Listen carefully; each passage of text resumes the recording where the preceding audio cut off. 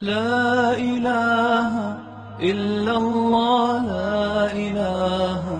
إلا الله اعوذ باللہ من الشیطان الرجیم بسم اللہ الرحمن الرحیم۔ خواتین و حضرات السلام علیکم ورحمۃ اللہ وبرکاتہ و مغفرتہ۔ پروگرام احکام شریعت اور فقہ حنفی سے متعلقہ مسائل کے ساتھ ایک دفعہ پھر حاضر ہیں۔ آپ کو معلوم ہے کہ ابھی فرض علوم کے بارے میں ہمارا کلام چل رہا تھا، اور فرض علوم تین اقسام میں منقسم ہیں، یا تین اس کی کیٹگریز بنائی گئی ہیں۔ پہلا علم العقائد ہوتا ہے، دوسرا علم احکام شرعیہ عملیہ، اور تیسرا گناہوں کی معرفت کا علم۔ ان تینوں علوم کا سیکھنا ہر عاقل بالغ مسلمان مرد و عورت پر فرض ہے، اور جو چیز فرض ہوتی ہے اسے ضرورت کے ترازو میں نہیں تولا جاتا۔ یعنی ہم یہ نہیں کہہ سکتے کہ جب مجھے ضرورت ہوتی ہے نا میں فون کر کے معلوم کر لیتا ہوں، نہیں، بلکہ آپ کو جب سیکھنا فرض ہے، جو چاہے بعض مسائل کی ضرورت ہو یا نہ ہو، شریعت نے چونکہ اس کا سیکھنا لازم قرار دیا ہے، لہٰذا وہ تو سیکھنا ہی پڑے گا۔ اور بعض لوگ جو انٹرنیٹ پہ سرچ کرنے بیٹھ جاتے ہیں، یا کتابیں علماء کی لکھی ہوئی وہ خود پڑھ کر مسائل اخذ کرنا شروع کر دیتے ہیں، میں اس کو یکسر غلط تو نہیں کہوں گا، لیکن یہ ہمیشہ یاد رکھیے کہ اس سے کبھی بھی قابل اعتماد علم آپ کو حاصل نہیں ہو سکتا ہے۔ قابل اعتماد علم حاصل نہ ہونا انٹرنیٹ پہ تو بالکل واضح ہے کہ ہر ایک نے اس میں جو مرضی چاہے ڈالا ہوا ہے، اور آپ کو پتہ نہیں ہوتا کہ ڈالنے والے کی علمی حیثیت کیا ہے۔ اور اگر آپ کتاب پڑھ رہے ہیں اور واقعی کسی بہت ہی مستند عالم دین کی کتاب ہے، تب بھی اس سے جو کچھ آپ سیکھ رہے ہیں اس کے بارے میں ہمیشہ ڈاؤٹ فل رہیں گے کہ کیا میں 100% صحیح سمجھ پایا ہوں یا نہیں، یا تو بہت ہی عام فہم کتاب ہو، کیونکہ بڑی معذرت کے ساتھ میں لفظ کہہ رہا ہوں کہ بہت ہی کم علماء ہوتے ہیں جو عوامی ذہنی سطح پر اتر کر کچھ لکھتے ہیں۔ اکثر عالمانہ انداز ہوتا ہے، الفاظ مشکل ہوتے ہیں، ٹیکنیکل باتیں زیادہ استعمال کی جاتی ہیں، جس سے عوام کو صحیح نتیجہ اخذ کرنے میں تھوڑی سی دشواری ہوتی ہے، اور بسا اوقات انسان غلط مسئلہ سمجھ لیتا ہے اور اپنی دانست میں وہ یہ سمجھتا ہے کہ میں نے صحیح مسئلہ سمجھا ہے۔ تو اگر تو کسی ایسے عالم دین کی کتاب آپ کو مل جائے جو بالکل عام فہم ہو، اور خود انہوں نے اس پہ دعویٰ کر دیا ہو کہ آپ اس کو پڑھیں گے تو انشاءاللہ براہ راست بھی آپ اس کو سیکھ سکتے ہیں، اتنا ہم نے آسان کر دیا ہے، پھر تو بہت اچھی بات ہے۔ لیکن یہ شاید لاکھوں میں سے کوئی 2-3 کتابیں ہوں گی، باقی ہر ایک میں ضرور ایسا ہی ہوتا ہے۔ یہ نہیں کہ علماء جان بوجھ کے کوئی مشکل لکھتے ہیں، لیکن بہرحال اتنا بھی آسان نہیں کر پاتے، کیونکہ اگر آپ ذرا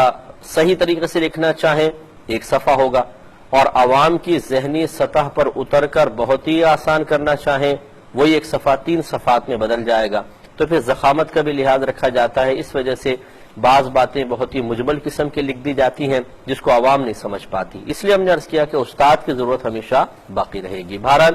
تو عقائد کا بیان چل رہا تھا، ہم نے آپ کو پہلے بات یہی سمجھائی تھی کہ عقائد میں کسی کی تقلید شرعاً جائز نہیں ہے۔ آپ یہ نہیں کہہ سکتے کہ جی چونکہ میں نے اپنے ماں باپ کو اس عقیدے پہ پایا اس لیے میں اس عقیدے پر ہوں۔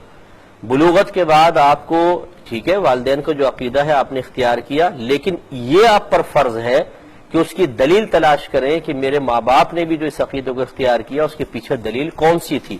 یہ ہو سکتا ہے کہ والدین کو بھی نہ پتا ہو، بیچارے ہمارے گھروں میں ایسے ہی ہوتا ہے کہ جو چلتے آ رہے ہیں ہم ان کو اختیار کر لیتے ہیں، لیکن اس ذمہ داری سے بالکل غافل ہوتے ہیں کہ ہمیں بہرحال اپنے ہر عقیدے کی ایک دلیل تلاش کر کے رکھنی چاہیے، تاکہ شیطان کسی بھی لحاظ سے قلب میں وسوسہ نہ ڈال سکے۔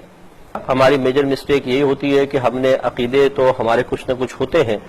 لیکن ان کے دلائل ہمارے پاس نہیں ہوتے۔ تو یہ میں نہیں کہوں گا کہ اگر آپ کے پاس عقیدے کی دلیل نہیں ہے تو جو آپ کا عقیدہ ہے وہ غلط ہے، یہ میرا دعویٰ ہرگز نہیں ہے۔ ہو سکتا ہے آپ بالکل صحیح عقیدے پر ہوں، لیکن جو عقیدہ آپ نے اختیار کیا ہوا ہے اس کے بارے میں دلائل کی تلاش بھی انتہائی ضروری ہے، تاکہ آپ کا قلب مطمئن ہو۔ اور کل اگر آپ کے بچے آپ سے کویسچن کر لیں کہ جی اگر ہمارا یہ عقیدہ ہے تو اس کی دلیل کیا ہے، اور آپ جواب میں اگر صرف اتنا کہہ دیں کہ جی ہمیں تو نہیں معلوم، ہم نے تو اپنے بڑوں کو دیکھا ہے وہ اس عقیدے پر تھے، تو یہ ہو سکتا ہے کہ آپ کا عقیدہ صحیح ہو لیکن آپ کے پاس دلیل موجود نہ ہو، تو بچہ پھر تشفی کے لیے کسی ایسے شخص کے پاس چلا جائے جس کے عقائد میں کچھ فرق ہو، کچھ خرابی ہو، اور وہ اپنے پاس سے کوئی دلائل آپ کے عقیدے کے خلاف دے دے، حالانکہ آپ کا صحیح تھا، اس نے غلط عقیدے کی دلیل دے دی، تو بتائیے کہ بچہ آپ کی بات مانے کہ اس کی بات مانے؟ کیونکہ آپ کے پاس نہ قرآن کی دلیل ہے، نہ حدیث کی ہے، نہ عقل سلیم سے جو علماء نے مسائل ثابت کیے ہیں وہ کوئی دلیل موجود ہے، نہ سواد اعظم آپ کے پاس کوئی دلیل اس کی موجود ہو، اور آپ خالی صرف اتنا کہیں اپنے بچوں کو کہ چونکہ میرا یہ عقیدہ ہے تو تم بھی قبول کر لو، جس کو خود ہماری شریعت منع کر رہی ہے کہ یہ کوئی دلیل نہیں ہوتی عقیدے کی۔ تو پھر یاد رکھیے، اگر آپ اپنے عقائد کی حفاظت چاہتے ہیں اور شیطان کے وساوس سے محفوظ رہنا چاہتے ہیں، اسی طرح اپنی آنے والی نسلوں کی عقائد کی حفاظت چاہتے ہیں، تو پھر آپ کو باقاعدہ یہ سب چیزیں سیکھنی چاہیے۔ دو اس میں باتیں اور ہیں، وہ انشاءاللہ میں عرض کرتا ہوں، پھر ہم کسی اور ٹاپک کی طرف آئیں گے۔ ایک بات یہ ہے کہ بالفرض اگر کوئی شخص بغیر کسی دلیل کے ایک عقیدہ اختیار کیے ہوئے ہے، یعنی اس کو دلیل نہیں معلوم لیکن وہ عقیدہ درست ہے اور اس کا اسی حالت میں انتقال ہو جاتا ہے، تو کیا اس کی نجات و بخشش ہوگی یا نہیں؟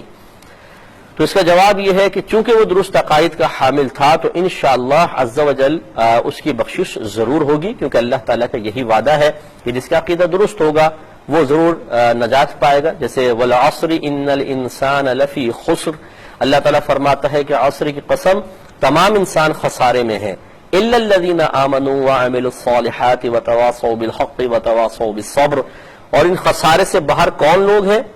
سوائے ان کے کہ جو ایمان لائے،